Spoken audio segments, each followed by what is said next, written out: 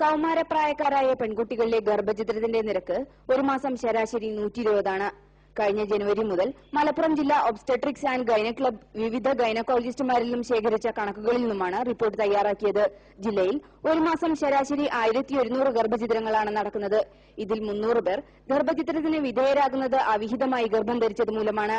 ഏറ്റവും ഞെട്ടിപ്പിക്കുന്നതായിട്ടുള്ളത് അവിഹിത ഗർഭം ഉണ്ടാകുന്നത് ഒരു വലിയ വിഭാഗം ചെറുപ്പക്കാരികളിലാണ്, അഥവാ കൗമാരപ്രായക്കാരികളാണ്. ടീനേജേഴ്സ് 8ാം ക്ലാസ് തൊട്ട് 10ാം ക്ലാസ്സോ 12ാം ക്ലാസ്സോ വരെ വരുന്ന കുട്ടികൾ. ഭർത്താവിൽ നിന്നല്ലാതെ ഗർഭം ധരിച്ചത് മൂലം ഗർഭചിത്രത്തിന് വിധേയരാകുന്നത് 160 സ്ത്രീകളാണ്. വിവാഹിതരല്ലാത്ത മുതിർന്ന സ്ത്രീകളിൽ ഒരു മാസം 20 പേർ ഗർഭചിത്രം നടത്തുന്നുണ്ട്. ഗർഭചിത്രം പാപമാണെന്ന് വിശ്വസിക്കുന്നവർ കൂടുതലായുള്ള മലപ്പുറം ജില്ലയിൽ നിന്ന് ലഭിക്കുന്ന ഈ കണക്കുകൾ ആരെയും ആശങ്കപ്പെടുത്തുന്നുണ്ട്.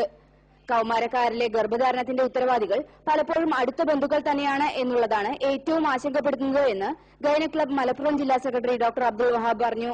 അമ്മാവൻ, ചേട്ടൻ, അച്ഛൻ, അത്തരം വളരെ അടുത്ത കുടുംബക്കാരിൽ നിന്ന് പോലും ഇങ്ങനത്തെ അവിഹിത ഗർഭങ്ങൾ ഞങ്ങൾക്ക് കിട്ടിയിട്ടുണ്ട്.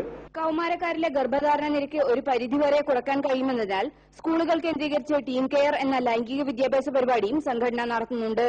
കളിച്ചു നടക്കേണ്ട പ്രായത്തിലുള്ള പെൺകുട്ടികൾ പോലും മലപ്പുറത്ത് ഗർഭചിത്രത്തിന് വിധേയരാകുന്നു.